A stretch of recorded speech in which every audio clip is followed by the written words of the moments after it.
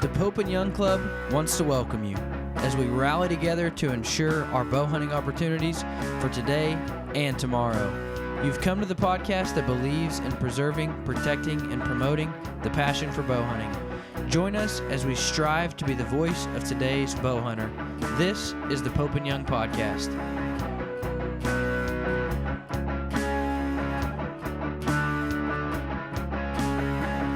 All right, guys, welcome to another episode of Pope and Young's podcast. I am joined, as always, by my co-host, Tim Rzuski, and we have a special guest, longtime supporter of Pope and Young, one of our proud corporate partners, Skip Peterson from Gearhead Archery. Skip, how are you, man? I'm doing good. Doing good. How's the weather in your part of the country? It's cold. We got to single digits last night, and yeah, we had a little bit of snow over the weekend, and yeah, winter is starting to show its face. Gun season finished up on Saturday, and now we're muzzleloader for a little bit, and then it's back to bow hunting. So we kind of got a bunch of seasons here in Wisconsin where it goes bow hunting, and then we got some youth seasons, and then a holiday hunt, and all kinds of excuses to change different groups to be hunting our state here. Yeah, Skip, it's kind of funny. Sorry, you didn't know, Dylan. I guess that Skip was also an official measure. I did not know that. Yeah, and it's funny how I like to take as much time off as I can in September and October for hunting out west out here. And you guys all laugh. I try to get a hold of you in November, December. It's like crickets. You guys are gone. Yeah. Especially around Thanksgiving, it becomes a family get together, and people come from all over that have left Wisconsin. They have family reunions just around the hunt. So it's kind of a big tradition here with the gun hunting. Well, if you ever need to adopt somebody, I can get on that family hunt if you'd like. I could do that if you need me to. I think there's a waiting list. Oh, all right. I'll change my name to Skip Jr. Skip Jr. I like it. There you go. Dylan Skip. Give us an introduction to Gearhead, man. I know some changes happened over there. With you guys and the structure of Gearhead. So walk me through all that, man. Well, we started in Gearhead back in 2008 in Buffalo, Wyoming. Me and another business partner, Paul Trapowski, he now lives in Hawaii. We started Gearhead just on the whim of, like they say, a lot of businesses start on a napkin. This really did start at a napkin in a rib joint where we just talked about what we'd like to see in a bow. We were backpack style hunting. We'd go in 4 or 5 miles in the bighorns, and we got tired of carrying the big clunky bows, and we just thought, Paul came from an engineering background, and I'm a machinist, so we kind of, that's kind of our backgrounds, and we just basically like, what would you like to see in a bow? And we just started jotting things down, and we started. He would design them, and I would machine them. And over the course of a year, we had like 14 different prototypes that we took to all the other companies. We took it to Matthews and Darton and Barnett, and pretty much everyone just trying to pitch our different ideas. And in the end, Paul ended up selling that group of patents to one of the companies. And then we started what you see with the Gearhead bows now. We kicked that up again, and we all just liked the way it shot so much that instead of selling the patents on that one, we decided to just go for it. So we started that journey in 2015. So we literally started Gearhead in 2008, but then we started Gearhead selling to the public and stuff like that in 2015. So we're in year 9 right now. And, we've gone through a lot of different phases. I mean, looking back over the years, the first bows we made, we didn't have crossover cables. They were actually gear driven.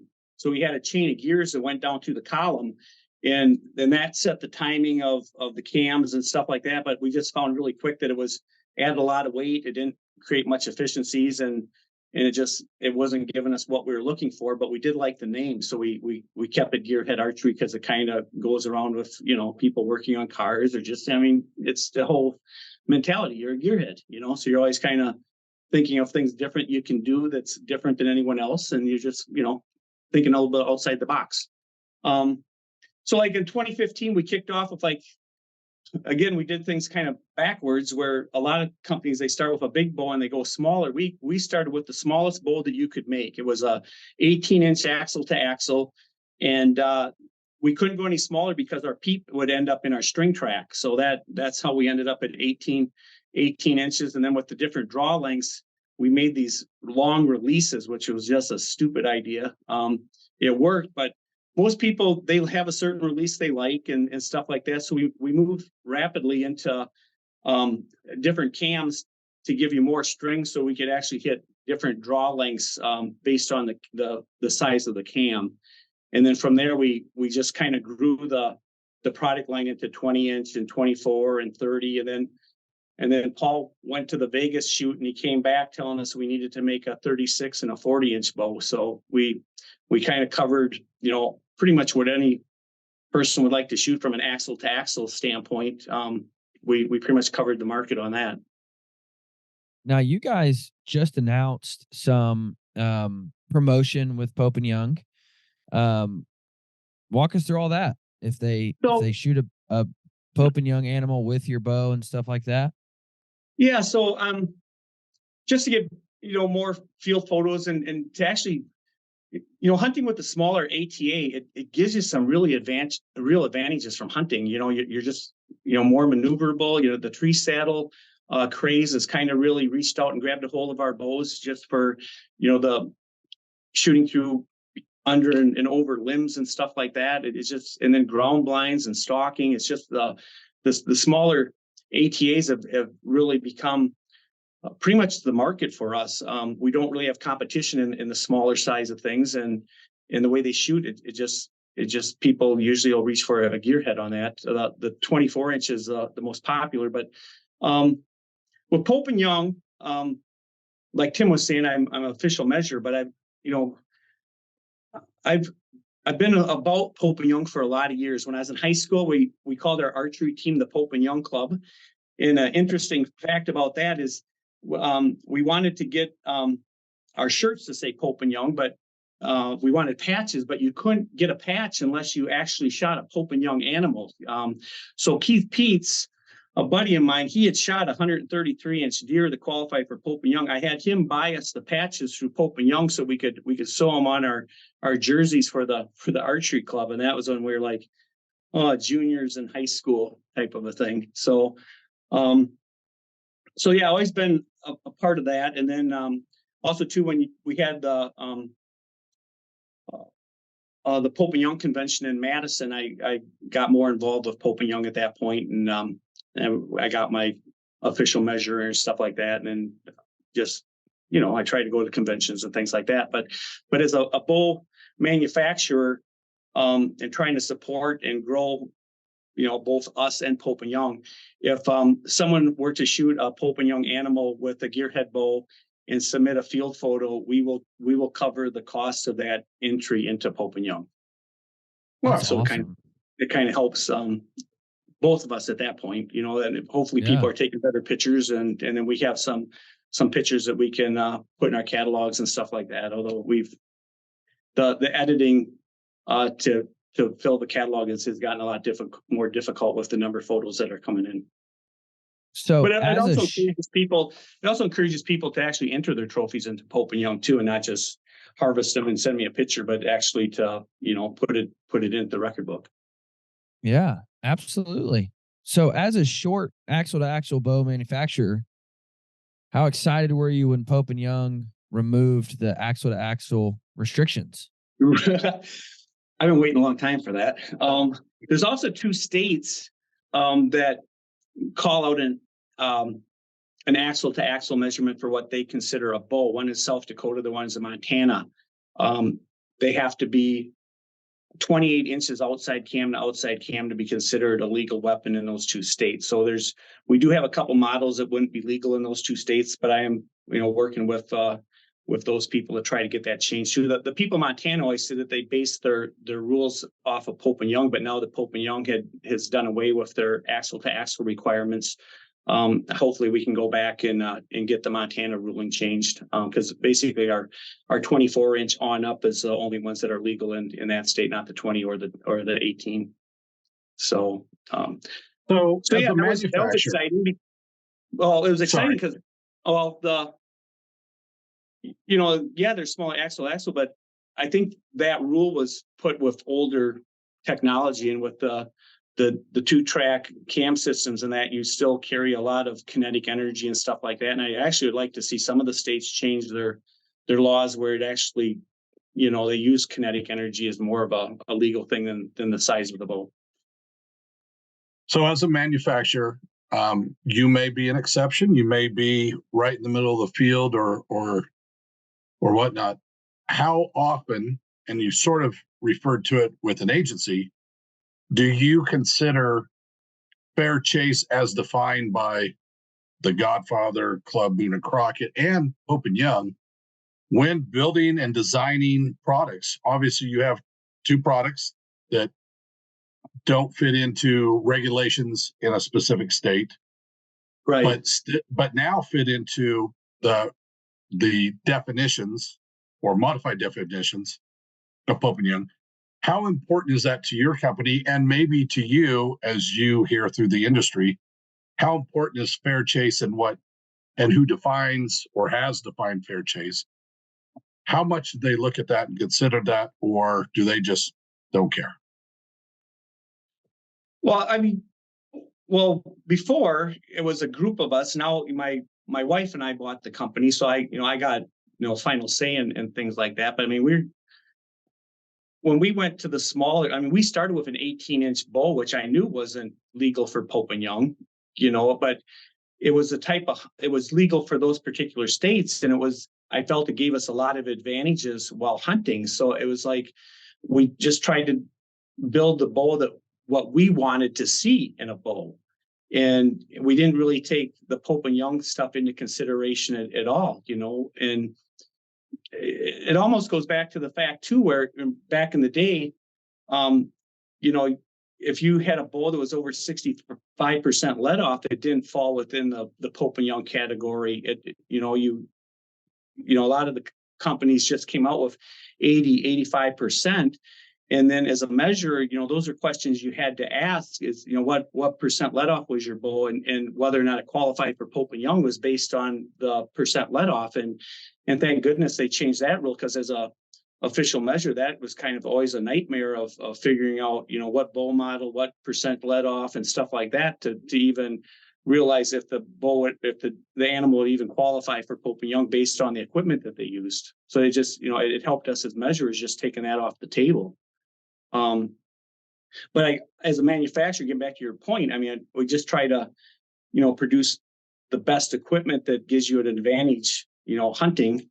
And I guess we really didn't take that into consideration. Same with the states. We just did what we wanted, and we figured we could maybe change them later.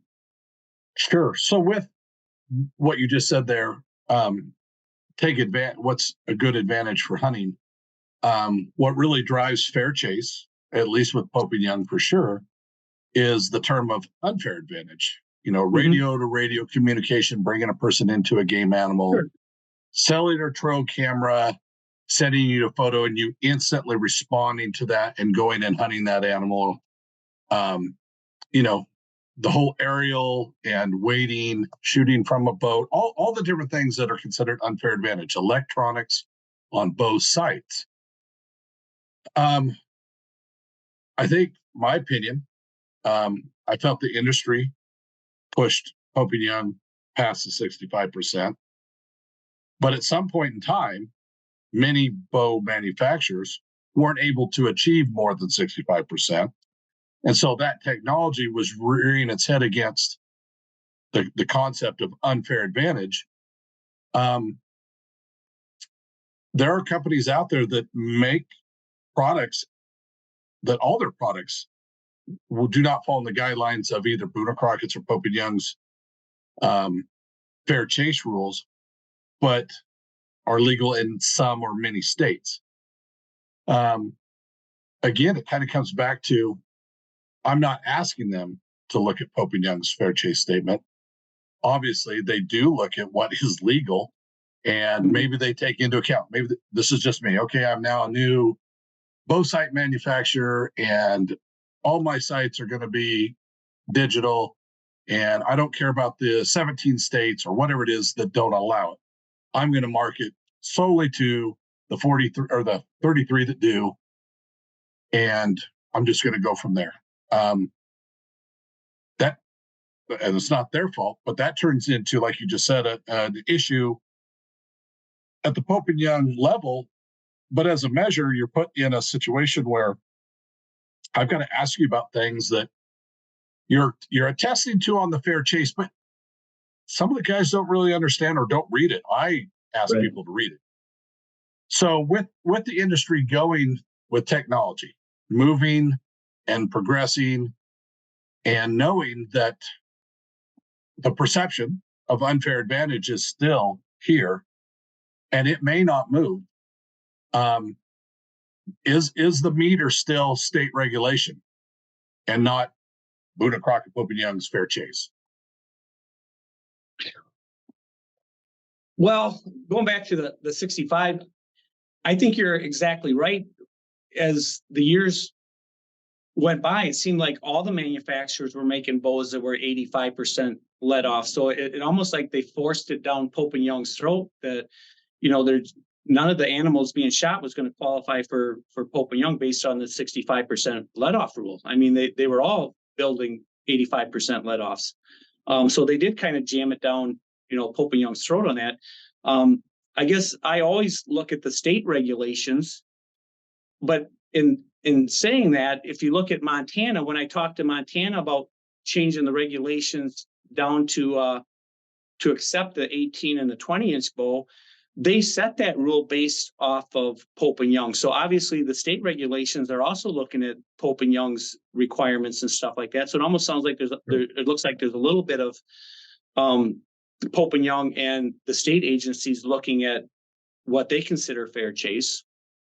I always felt that the size of the bow was more or less trying to keep people from using a youth bow to harvest big game animals. Because that's kind of how I was looking at it. Because if I looked at the size of our bow, the technology really isn't any different than a larger bow. It's just we brought everything down to a smaller ATA.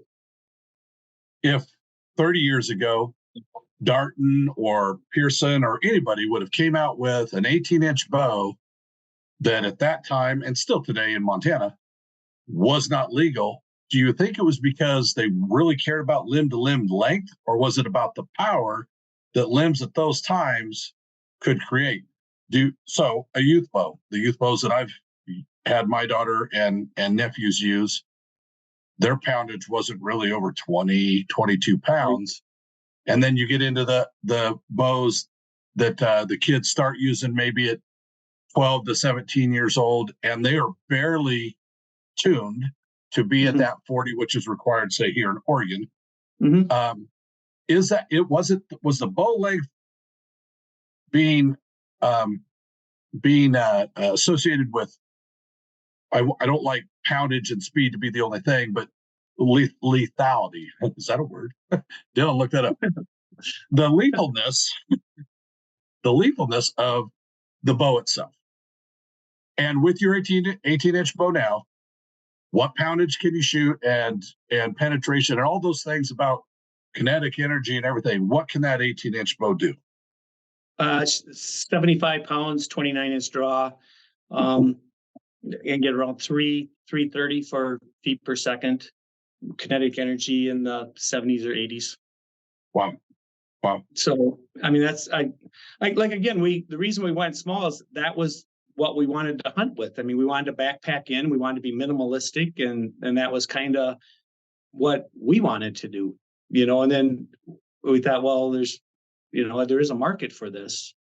But then, we eventually gravitated to the longer ATAs, but still our best seller is a 24-inch. It's easy for someone to go from a 30-inch down to a 24, but getting them to go to like a 20 or an 18, for some people it's a pretty big step because your string angle becomes really steep and your peeps farther away from your eyes and you can't put your nose on the string and all those things that you're taught, to line up and to do. It's a little bit more difficult with the smaller ATAs. So that's kind of, but we didn't really think of a lot of, that's basically what we wanted to hunt with, and we knew it was legal where we were hunting. So that's, where we went with it. Were there any bow companies out there when you were younger that you looked at that maybe had some prototypes that didn't make the market, or what inspired these designs that I've looked at that I don't like the word radical, but they're very different. And Right. like if you were to take your bow back in time to 1975, 1980, what would the market's reaction be? Well, it's been Or have you difficult. thought of it? Well, so the reason we got to the shape and the look of what we have, it's more or less because I was machining in Buffalo, Wyoming, and I didn't have the capabilities of a CNC machine. I had manual equipment, and I couldn't make these very, ornate risers, but I could take plate material and I could put precision holes and connection points where I could make a shoot through riser design, just by putting in locations. And then, we also took into consideration where you could flip it around and make it right or left-handed within 15 minutes. So it actually came about just from the ability or the non-ability to make a traditional riser with what I had the ability to do in the setting that I was in. And then once we created that, it's like, well, this is what we're all about. This is our look, and it's much easier for a small company to do that than let's say a Matthews, where they may want to get to a specific look or specific thing, but they'll make little tweaks year after year, and over the course of maybe 5 or 6 years they'll get you to that, where we can actually just come out with it and just say this is what we think the bow should look like. So we're a little bit we can pivot a little bit quicker being a smaller company than some of your larger companies. As a small, and sorry, Dylan, I'm taking over. I'm just fascinated. So it's a small, what I'll say, not custom bows, but a smaller company that can go quicker to a new design, like you just explained. Right. Yeah. How many bows models have you put out compared to the number that you've put in the round file? How many prototypes do you go through before one goes to market? Oh, probably 3-4. Okay. It's not crazy numbers. We don't spend hours and hours working on this or working the new pivot bow we brought to the ATA last year. So basically it's a 30-inch where when your limbs load up, it's got a bearing system in it where the support will rotate. It takes the hump out of the cam, and that we tested that. Well, I did a concept and then tested it for probably a year and a half with different people shooting it and taking it in the field and stuff like that before we decided that it needed to go to market. I shot that bow. It's a legit bow. Yeah. So then this year we'll go to the ATA with the little brother that in a 24-inch. So because we've had success with that in a 30-inch platform, we know that the system works really well. So we put it down into the 24-inch, and we got a few of those out there that's being hunted this fall, and they've been doing extremely well. I have to say that 24-inch pivot that we'll bring to the ATA show is probably my favorite bow I've ever shot. It just feels phenomenal on every aspect. I know where I'll be at the ATA show. You'll be doing what you did at the last ATA show. You took off, left me at the booth, and came back at 9:00 at night, all excited like a kid at an amusement park, and I didn't get to see none of that. I was shooting bows all day, man. What'd you expect? Well, that's what you're there for, right? If you can't find me, check the shooting lanes. That's where I'll be. No, I shot that bow. It was a phenomenal bow. And then you not surprised me, but then you dropped the knowledge on me that all of your bows, every bit of them, are made right here in the United States of America, which is incredible. Yeah. We put our heart and soul into that. I get emails weekly from offshore, China, Taiwan, saying they can make parts for us. And I just we're made in America. The only thing on our boat probably source. We buy it in America, but it's coming out of somewhere else as our cam bearings. I mean, I don't think they're made in the United States. We buy them in the US, but I think our supplier's getting them from China or Taiwan somewhere. So walk me through the production. I mean, do you guys have a machine shop? Are you doing all that? Walk me through kind of that.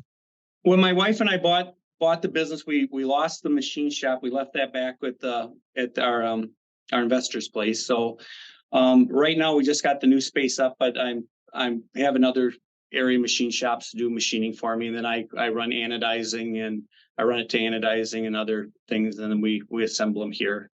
I'm moving into a new facility again this next April, and we're leaving some space where we can bring some equipment in, CNC mill, maybe a lathe, something like that. And then it diversifies us where if the bull market gets a little slack, I can do machining stuff for other companies and other industries as well. So it really helps us diversify into being profitable across a lot of different platforms. That's something that a lot of people don't get. They talk about how, their bow is so much better than everybody else's bow, and they like this bow, and those bows are not great. And, there's a lot of companies that make parts for other companies' bows. Yeah. Yeah. And a lot of people don't get that. And I'm like, well, the company that you're saying you hate is making the cams for the bow you're saying you love. Right. Like that doesn't register with them. I don't believe any company out there makes a crappy bow. I mean, you look at across the board. I mean, we're all, it's machine parts. They're, machining costs a lot of money. We all make really good products.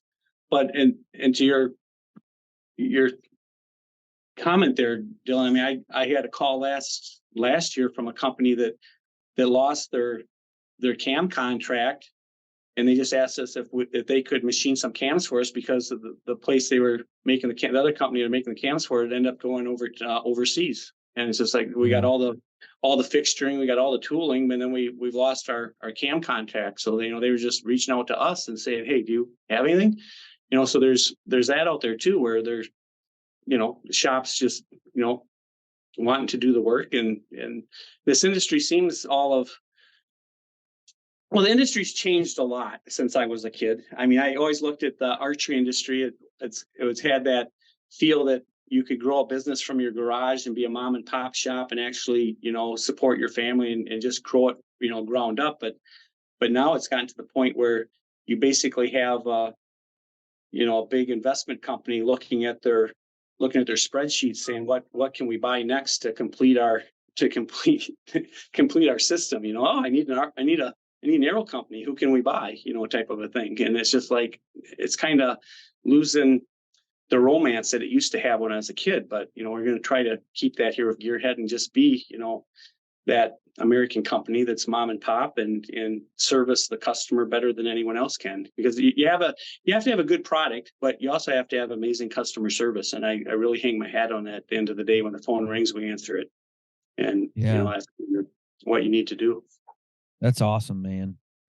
So what's next? Like what big idea does Gearhead have next?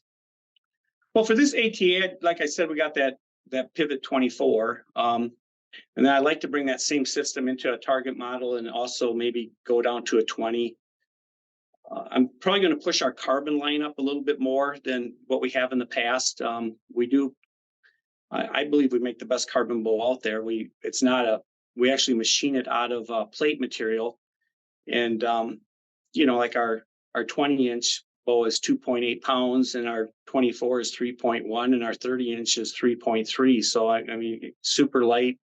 I'll have that in the booth at the ATA too, Dylan and Tim, if you want to stop over and shoot some really cool carbon bows. I mean, they really shoot phenomenal. Tim will be busy working a booth. I'll come by. I'll come by, but Tim will be busy. I've been told that I'm not going yet, and my daughter lives in St. Louis, so I might be there on my own. Tim, after hours, you can come to the Gearhead booth after hours. Perfect. Before or after. That would be good for you, Tim, because then they'll be like, hey, Tim, we need you to do this. You're like, bro, I'm not here to work. I'm just here on vacation. Yeah. I got around ATA a little bit, and the year I went, it was the year of COVID, and 5,000 of us all got COVID after we were there, and the show was like one half the size. Everybody's walking around with masks and afraid of everybody, and I'm sure the experience will be a lot different. And now that it's in St. Louis, I'm not sure what facility it's in, but that's just a little more keen to my interests because it's close to my daughter. So it'll be Now- a family reunion. Yeah. Now, Skip, that is a question. There's a lot changing. You mentioned changes in the hunting industry as a whole, but definitely at the ATA level, there's been a lot of changes. What have you seen change over the ATA, and what are you looking forward to this year with the ATA show? Well, being in St. Louis will be new. I mean, we're so used to going to like Indy and Louisville. It seemed like it toggled back and forth there a lot of years between Louisville and Indy, and those were, you kind of got used to those cities. So just the venue will be new. I don't know. I'm gonna go with an open mind, like probably you, Dylan, and just keep my eyes wide open just to see what changed. It seems like it's not as big as it used to be. Some of the bigger players kind of moved out of it. I don't know. I guess I'm kind of anxious to see. It seemed like the dealers weren't as heavy in the past years as they have been, but yeah, and I guess I know that the ATA is really pushing to get more dealers. I think that they book or something, they can get the one night free lodging or something if they plan for 2 days or something. The ATA will pick up like 1 day, so they're really pushing the dealers to get there. Yeah, I don't know. I guess I'm just probably like you a little bit, just wondering what it's going to be like. But I mean, I think it's worth going. yeah, absolutely. So with and again, we're not here to badmouth anybody else, but you just said it yourself. Big players are dropping out. Does that encourage you more? Like, okay, well, now I can get more eyes on me because those bigger players aren't soaking up the energy, if you will. Right. There was one dealer. Well, Tim was talking about that year they had the COVID, and it was a smaller. I had one dealer friend of mine that went there, and we didn't go that year, and he was telling me how there wasn't that many people there, but he said that the sales were actually higher because the dealers that were there were wanting to reward the manufacturers that were there, so they were actually buying more from the smaller companies just because the other ones weren't there. He said that it looked like that there was actually more business being done than when it was bigger. Well, that's good. I thought the one-on-one time with representatives of anyone in their booths was greater, and there wasn't overcrowding and intimidation or anything like that. I think people wanted to talk to someone. I definitely, having never been there, felt like the attendance was low, but it's neat to see that some feedback that the sales were decent. Right. I mean, with the attendance being low, sometimes that's nice because it allows you more time to talk to people, instead of just someone walking by and you're just shaking hands and talking. I mean, it all allows you to actually, stand there, sit down or whatnot, and actually have a good conversation, a 15-minute conversation rather than just, hello, goodbye, Right. Well, that's what I was going to say. And obviously we want attendance. We want people to show up, but it is really nice. I mean, to get to sit down in booths, especially with our partners, like I got to come by with you last year and talk for 15 minutes, shoot all the bows. And that was nice, whereas when there's 20,000 people running around, it's hard to do that. And that's why, like, yes, I would love to see ATA just boom again, like it used to be. It used to be the bow hunting party of the year, but to an extent, it is really nice to get to sit down, have a cup of coffee with somebody, talk with somebody, and spend that real intimate. Because I'm a networker, that's what I like to do. Right. I like to sit and talk and shake hands and with the lesser crowd, you get to do that. Agree. And also too, you can actually, when you're at the shooting lane and stuff, you actually have time to talk to the people that are shooting the bow and maybe, let the conversation go a little bit deeper rather than try to get them through the shooting lanes because there's a line of 2 or 3 people standing back there that also want to shoot the bow. So it allows you to, spend some real quality time, finding out, what kind of business they have, what kind of shop they have and things like that. So, I mean, I don't know. Like I said, I'm just kind of anxious, open-minded, and hoping to have a really good show at the ATA. Yeah, absolutely. Have you ever considered or donated to nonprofit organizations and attended events like our Bow Hunter Bash? And is that an interest of a small company like that you own? Obviously, coming to Texas this weekend and participating, that's a long haul, but we do have an event tentatively scheduled up in your neck of the woods, 3 hours away, coming next year. How valuable are one-day small events to a small company like you? The whole interaction, getting more time with people, smaller, more intimate groups. I feel like maybe some of the bigger companies, they've got a budget, they've got marketing guys that are like, I need an attendance here or higher, or it doesn't pencil out. Are you to that level, or are you still more hands-on, small feel individuals? I like to go to events to have people shoot our bow. That's kind of where we put our marketing, was going to the events. You can spend a lot of money on a full page ad in a publication, but it doesn't tell the person looking at that ad how the bow shoots. They have to physically, they need to shoot it. So the last 3-4 years, I go to probably 15 shows a year. 2 years ago, I had 120 days in a row where you'd go to a show on a Thursday, Friday, Saturday, and then you're back at work. It was nonstop. You leave on a Thursday, right. The show is Friday, Saturday, Sunday. You're back to work on Monday. You're leaving again on Thursday, and you're just going from show to show to show. But just being there and meeting the end customer or the potential customer, and having shoot your product, and just let them know that this is what we got going on, and trying to get more dealers. And that's probably been our biggest struggle, is just getting the dealer network like you need for a company. That's why we do sell direct, but I mean, it would be nice to have more dealers, but you get pushback from dealers because they have their main brands, they have their Matthews, Hoyt, PSE, Elite, and then it's just like, well, here comes another one. And, it's just, there's only so much they can put on their wall. So when we try to nurture more dealers, but yet you can't step away from a sale if someone wants to buy directly from you too. So I see that you get to your point. I mean, I'd go to a one-day show. I have no problem with that. Dylan and I even talked about making a custom Pope and Young bow, because we've done that for things where I made a Green Bay Packer bow where it was all Cerakoted green and gold. It had the stickers and all, so I like to do these theme bows. And then I'm right in the middle now of a theme bow where all the proceeds are going to go to the honor flight for veterans. And we're going to partner with HHA on that too, where it'll be I'm not sure, we'll have to talk with the HHA people to see how they want to do it. I'm just creating the bow. But I'll probably have at the ATA show for people to look and feel on that. But it'll be a 20-inch bow. It's all been Cerakoted.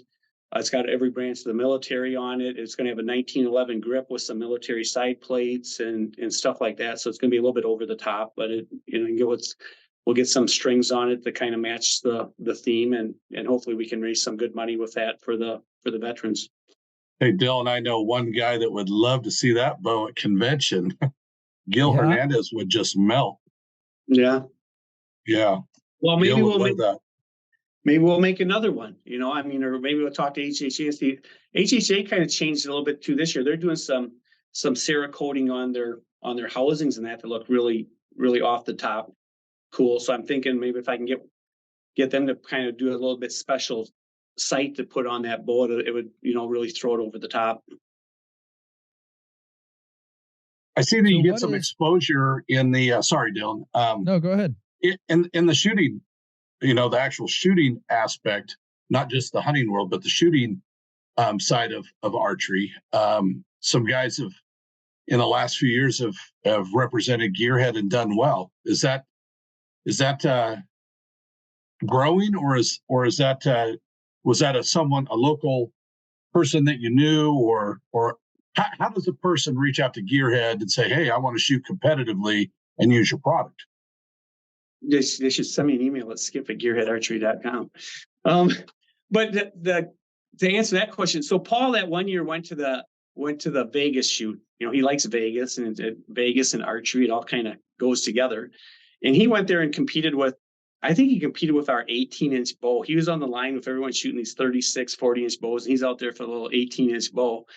Well, he came back to tell us that we needed to make, a little bit longer ATAs, and then he wanted to win the bow hunter class, because we always have put money up, contingency money on the bow hunting class, because that's, we want to reach out to the blue collar archer that's just bow hunting, and we wanted to be in that class. So he wanted to win it. So he ended up putting like a $30,000 contingency on whoever could win the bow hunter class at Vegas with a gearhead bow. And wow. The first year we got close, and then the second year, Eric Griggs ended up winning the bow hunter class at Vegas with a gearhead. And then the next year, we actually swept the podium in the bow hunter class with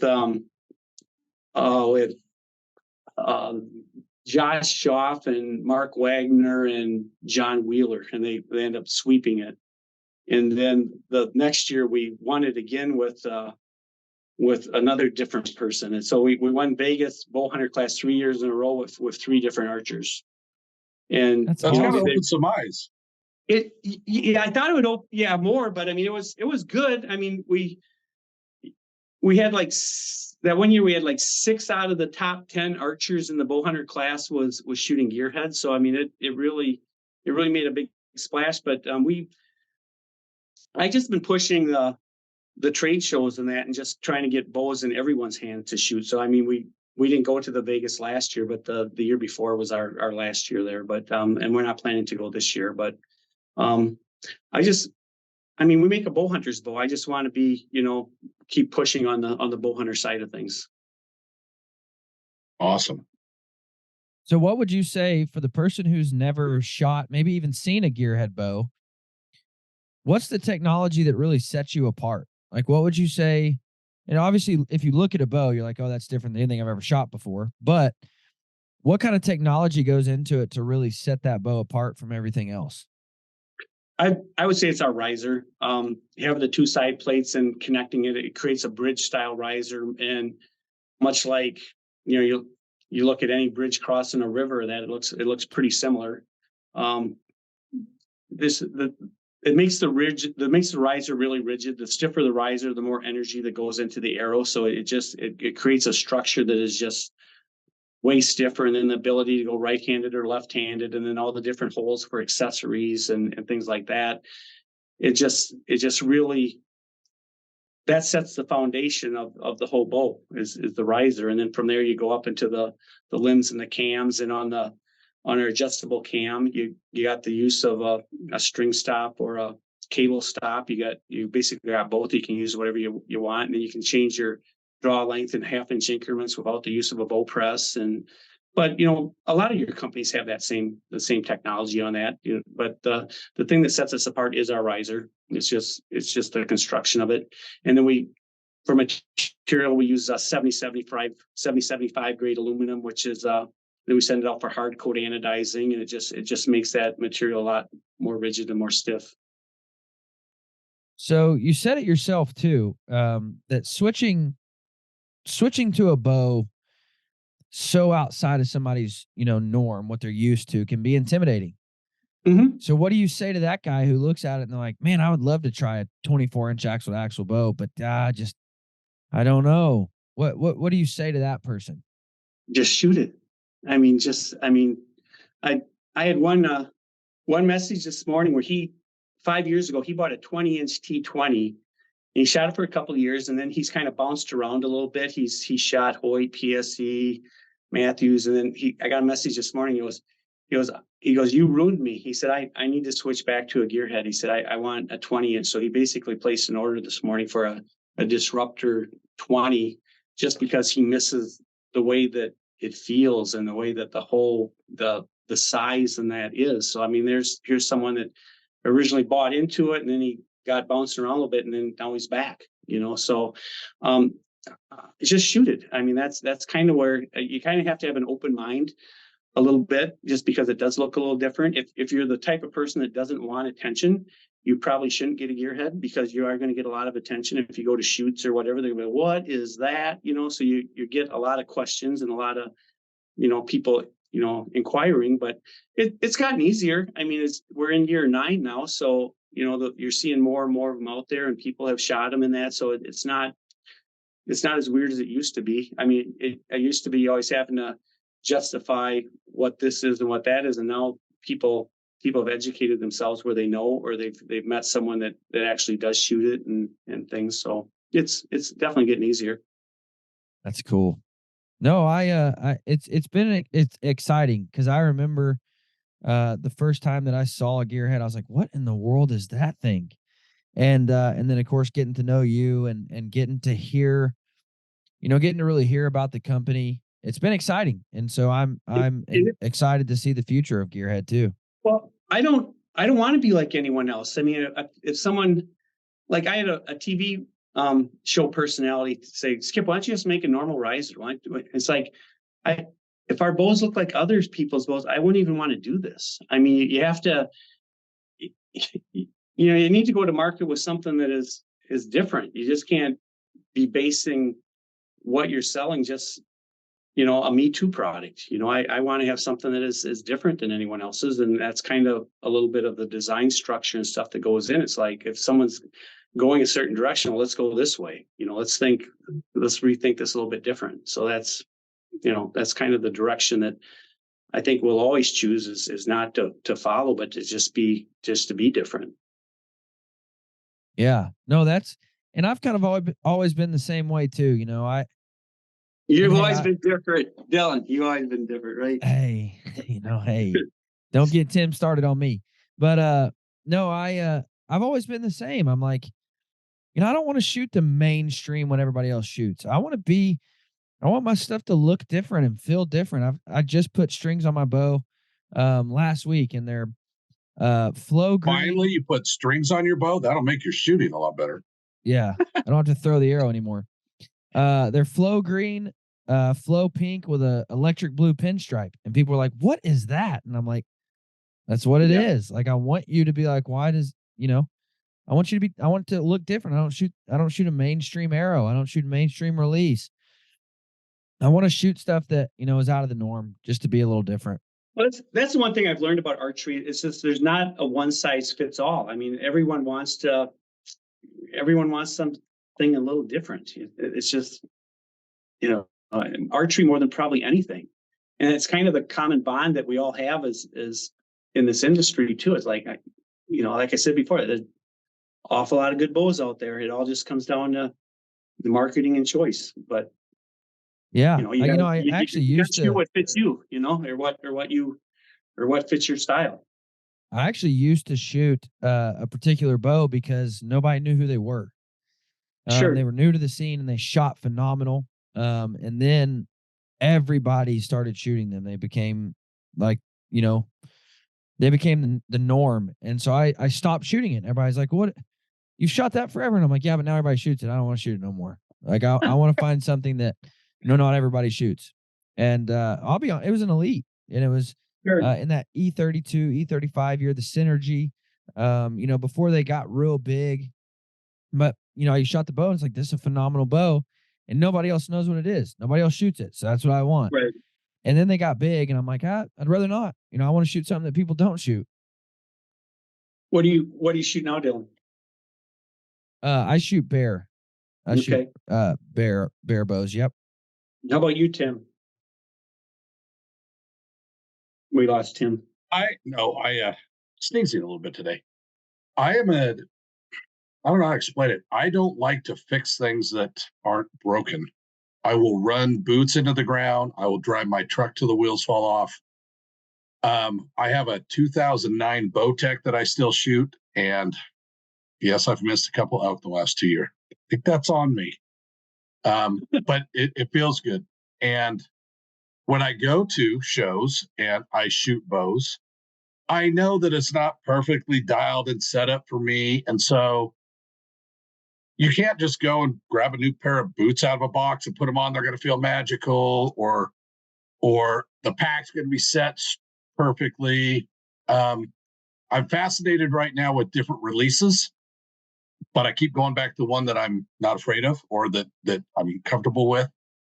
But I keep saying this for the last 2 or 3 years. It's a new bow year for me. I've got so many friends. The whole bow hunting industry to me is like this, where they go buy a new bow every year. And I started out as a rifle and muzzleloader hunter. I keep all of those. Right. I still have just one bow. I've sold the other ones off as I've changed them out, but my bow's pretty old. I'm not against new. I'm just afraid that the time, maybe it is fear. I'm afraid that when I finally make a decision, it's going to be 3 weeks before the archery season starts, and I'm just going to panic and go back to what I'm comfortable with.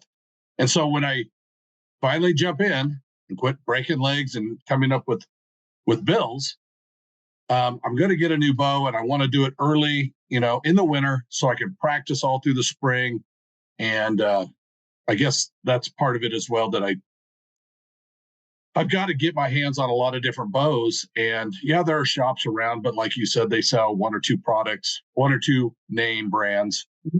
And I've got to go to ATAs. I've got to go to various shows where I can get in front of a variety of models and feel the strengths and weaknesses and the likeness to me. Like, one of the things that you said that I'm very curious about to see how it would work with me is the fact that your shorter limb bows, that peep's going to be farther away from my eye. I had to go to a peep site that has a verifier in it, because mm-hmm. my pins were just blurry as all get out, but I could see the target great. Now at 40 plus yards, the target can start to blur, but my pins are great. With that peep further away, would that eliminate that problem or make it worse? I don't know. That's one thing too that's really changed as we've gotten older. Is you touched on it, Tim. Like, when I bought a bow, that was my bow. I would shoot it for 5-6 years, and then it would go back in a box. It'd go under the bed or in a closet, and that was my bow. Nowadays, it seems people aren't connected to their bows. They'll buy a bow and shoot it for a season and then sell it on eBay or Marketplace or wherever they can sell it. And they just go from one year to another, just kind of moving bows. Some 3 or 4 months, and they're, it doesn't make sense to me. When I bought something, that was my bow. I've never sold a gun. I have a whole cabinet full of.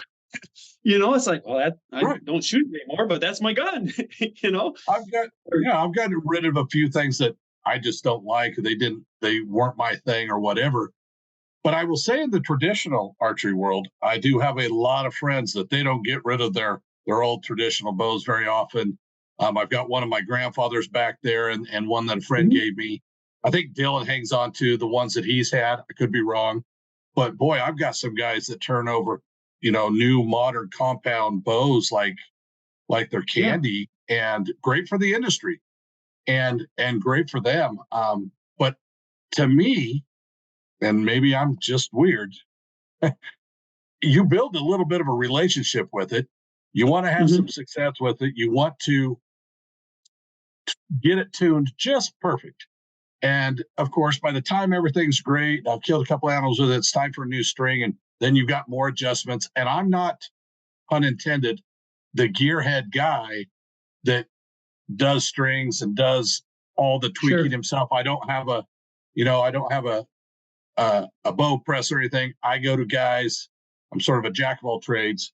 I go to guys that know the stuff, and then I rely on them for expertise in the bow world, from helping with peeps and rests and arrows and broadheads and stuff. I mean, I'm always learning, but I'm about ready to go to a new setup of arrow and broadhead, and it's a little nerve-wracking, but I think I got to do it all at the same time, and I would be excited. I'm sitting there thinking of a shorter bow. I'm not a tree stand guy, but I definitely see out here in the West where height could be a shorter height could be a benefit. And if you can't get all those poundages and ballistics or your front of center and all your kinetic energies and everything is still up with what other bows are doing. And if the only thing that I'm thinking, and I hear from you, is that I've got to adjust is maybe my eye, dude, I want to try that out. I want to try new stuff, but I've been kind of slow in the waters, and I stick to one thing that works. And Yeah. See, I'm 100% in every way. I'm the opposite. Like, I've shot 3 deer this year, and all 3 were with a different bow. Like, I just, cool. like two with different compounds, one with a recurve. Wow. And like, I just like to switch up, and my garage has been built into a bow shop. So I've got a bow press, a draw board, and I'll change broadheads every other hunt. Like, I'll change arrow setups every other hunt. And I like tinkering with stuff. I like just putting different vane configurations on and shooting them with different broadheads and seeing how they fly, and oh, that one flies great, let's go shoot something with it tonight. Like, but however, I've been on this kick, and from my podcast, I've really been talking a lot lately about learning your equipment. Just like you're saying, Tim, there's no substitute for having a bow and learning that bow. And some of the most successful hunters I know, shoot a bow that's 7 years old. And they're like, yeah, but I know everything there is to know about that bow. I know what it likes, what it doesn't like. I know what kind of arrows it likes, what kind of arrows it doesn't like. I know what kind of grip it likes. Like, there's just no substitute for buying a piece of equipment and learning that piece of equipment in and out. So, I've kind of been on that recent, and I mean recent as in a few weeks kick, of just buy a bow and learn everything there is to learn about that bow, and know that bow. I'm with Tim. I've been shooting thunderheads for 30 years, and my bow setup, 5-6 years old. I haven't changed anything on it. It shoots fine. I know where it's shooting. I just take it hunting. It's that familiarity that you have with it. It's just, there was one. There's so many new broadheads every year, and it's just like, what are you shooting at? Thunderhead 125. Yeah. There was only one time where I thought, man, I'm a little nervous, and it bit me in the butt. But I was going down to Missouri to hunt with some of the guys from Bear, and they were bringing me my new bow. And so I sighted it in the headlights of a pickup truck. So I shot like 14 arrows through it, and then went hunting the next morning with it. Now, I was a little nervous then, but everything also changed. Like, I hadn't shot a single pin in forever, in like 9 years, and they brought a single pin on the bow, and I'm like, oh, I don't. That's gonna be what bites me in the butt. And sure enough, I had it set wrong and shot, and didn't even think about, oh yeah, you got to change it every time you shoot, like, and shot right over a buck. And I'm like, you stupid idiots, give me back my other sight. So it has bit me in the butt before, but I just like to try new things. I like to experiment. I like to tinker. I like to go out and, what happens if I decrease the poundage, 4 pounds? What happens if I change the let off? What happens if I run this other arrow through this bow? Try things out and just do different new stuff. It's what I love to do. Well, you should keep doing it then. Absolutely. I have a lot of friends like Dylan. That's where I take my bow and go, something's wrong. Here's what I'm doing. They watch me, they adjust this and that, and I go, why and what? Okay. And then the next day I'm just shooting. Now, Tim is absolutely right, though. I don't sell. I sold my first ever recurve because I got a new one. And then I was like, why did I sell that? That was such a pretty bow. And so now I'll never sell a recurve. Right. My wife's like, you have 19 recurves. I'm like, yeah. And I want to get to 100. Like, I just never, because each one of those is a piece of art. Each one of those is a work of art. I don't like to sell recurves. I'll shoot different ones, hunt with different ones, but I'm never going to get rid of another recurve again. They're all special. They're all unique, and I love them all. I know this one guy that's got 6 gearheads. He's got his turkey gearhead. He's got his elk gearhead. He's got his whitetail. It's just, they're all set up a little bit, and he's got more gearheads than I just have. I just have the 24, and I can shoot whatever, and he's just, it's awesome, but it's just like I don't get it. But Don't you wish all your customers were like that, huh? exactly. Another thing you touched on too was I don't think you have to come out with a new bow every year. I mean, if I create a bow that I say is the best bow and what I think everything should be in a bow, it's like, unless you come up with something that makes that bow significantly better, there's really no reason to come out with another bow, which, might not be good for sales, but it's just, that's kind of my attitude on that. Unless you got something that makes your product better, there's no sense of bringing out another product just to sell more. If that makes sense. Doing additions or themes, to appease the market guy that likes to buy a new one every year. I like the idea that you're building that one for veterans that's going to just look, nobody's going to have that bow. That's just, right. That's going to be a one of a kind. It's going to be wild. That's really cool. I've often wondered, I mean, unless it's significantly different. I mean, solo cam, dual cam, definitely technology advancements. Sure. Right. But if you go back to 1980 and look at 1980 to 1990, there was probably some big leaps from 2010 to now. There's probably some big leaps in there. But if you were to take one manufacturer's yearly bow, there's probably, like Chevy and Dodge and Ford, there's probably similarities for 3, 4, 5 years. And the only kind of thing that changes maybe the paint or the a style, maybe right. A little. Yeah, I don't know. Unless you're jumping us to 500 feet per second. I mean, I'm exaggerating here, but some big significant change. Weight that had to have been a huge one, and speed and power and all these different things. They've got to be things that you play with all the time. For me, I'm waiting for either my bow to break for me to finally give in and do it, or for something in the industry at the bow level to be so significant that I can't ignore it. And otherwise, I like status quo. I like not to fix anything that breaks. And I'm sure I'm different than everybody else. But no, that is a pet peeve of mine. When bow companies have to come out with a new bow every year, and you get the XYZ3, and then the XYZ4, and then the XYZ5, and then the XYZ6, and nothing about the bow is changing except a brace height or an ATA. It's like, why? Like, right. You just had to come out with a new bow. Like, there's no new technology. There's nothing different about the bow. It doesn't perform any different. Like, why?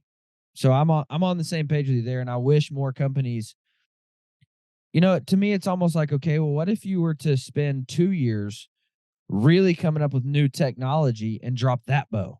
Like, skip a year of coming out with an XYZ7 that's just a different brace height, and spend 2 years on new technology.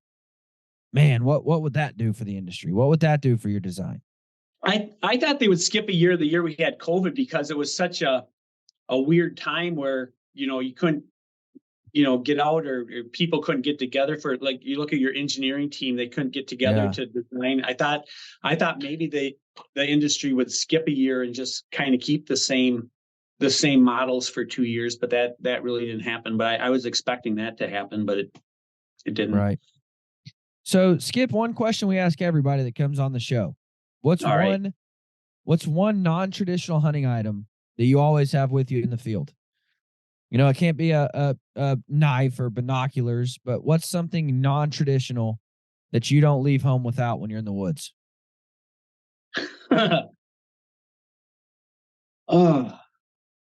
Cameras don't. Well, I always got cameras with me. They don't count. That's traditional. Everyone's carrying a camera these days.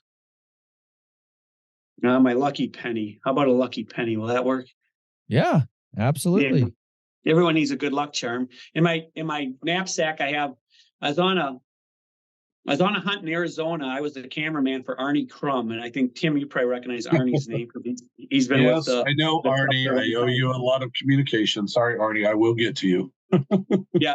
So we were hunting elk down in Arizona. I came across this horseshoe, and I put it in my pack. It's never really left my pack since then. I think the next day Arnie killed a 330 class bull. So we it's just a lucky horseshoe that just kind of doesn't leave my pack now. But That's interesting. Got it in Arizona. So I Yeah. also came back with an old license plate from like the 20s too, where it's amazing the things when you're out hunting, you little things you pick up and you keep, and it's like, wow, that's kind of cool. And you just kind of have it in your man cave or your den or something like that. And I've got a shelf full of things that I've picked up from rocks and agates and old cans and pieces of knives or equipment or something. And what I like to do when I'm with Dylan, because I like to pick up rocks that are unique to an area. And I kind of got a jar full of rocks, and I don't remember where that rock came from, but I remember that I picked it up. And when I hunt with Dylan, I like to pick up the really big ones and put them in his pack. And at the end of the trip, especially petrified wood, it's hard to walk past a little piece of petrified wood, isn't it? Yeah, it is. Dylan doesn't look at the ground at rocks. I think he's just always looking at game. So maybe I need to do that. One time, I used to guide hunters out west too for an outfitter in Montana. And one time we were on antelope hunt, and I was kind of leading the way down an old path. And this is in a sage flat. There's not a tree for a long, long ways. And I found it was a rock that, and Tim, you've probably been there. It's just a rock that looks out of place, and you pick it up and start looking it over. Well, the more I looked at it, it was from a nut tree. It was like a cross between a walnut and a hickory nut. It had the whole, like, the case on everything, and it was petrified, and it was a rock. And I keep that one on my nightstand. But it's just like, how old is this? Where did it come from? What kind of tree was that? There's all those thoughts that kind of run through your mind. Or even on a hunt in Colorado, where I came across this washout. And in the washout, again, it was an area that was all sagebrush for as far as you could see, and it was a petrified log. And it's just like, how old is this? And it just those are the things of hunting that I really love, is just the discovery of things that aren't even game related. It's just you're out on the path, and you're out in the element, and you just find things that are just like, they just make you wonder. This is weird. I shouldn't even mention this. Yeah. Anyway, I keep track of how many Mylar balloons I find. Really? Most years it's well over a dozen, and I don't know why. But I find them in the weirdest place. Like, how did it get to the ground in this canopy of trees? Sure. And it's happy birthday, hearts, SpongeBob, whatever. But I keep track of that. But the funniest thing, well, the most interesting thing I ever found was the blade of, I'm going to say, a 14-inch. I'm not going to call it a kitchen knife. It's definitely a butchery knife, but it's not one you would pack hunting. But the best I could trace it back was to the 50s, and it says Winchester on it. And I was antelope hunting, and something was shining on a mound like 3/4 of a mile away. And I saw it, but I thought, oh, what is that? And then I was working towards the spot, and I saw it again. And then I saw it again. I'm like, it's probably a glass bomb. Wonder what it is. And I walked over there, and it was the metal portion. The wood had rotted off, and it's in a box somewhere. But I spotted that from 3/4 of a mile away, and I just kept drawing to it. It was kind of interesting. Well, Skip, man, we appreciate you coming on. We greatly appreciate your continued support and relationship with Pope and Young. I personally can't wait to see, what the future looks like for Gearhead and what you're going to come out with next. So keep innovating, man. Keep being different, and we look forward to a future with Gearhead and Pope and Young. So thank you for coming on, and guys, thank you everybody for listening. You guys have a fantastic week. All right, thank you.